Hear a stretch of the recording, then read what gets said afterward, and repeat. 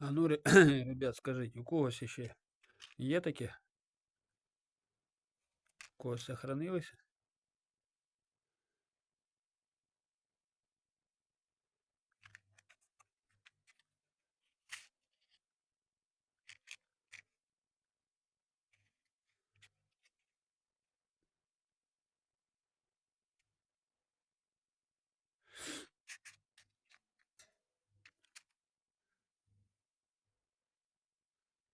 85-го года.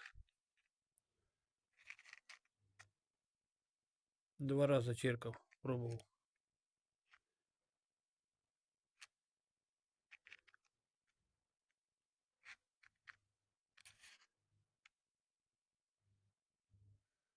Кому надо, подписывайтесь на канал.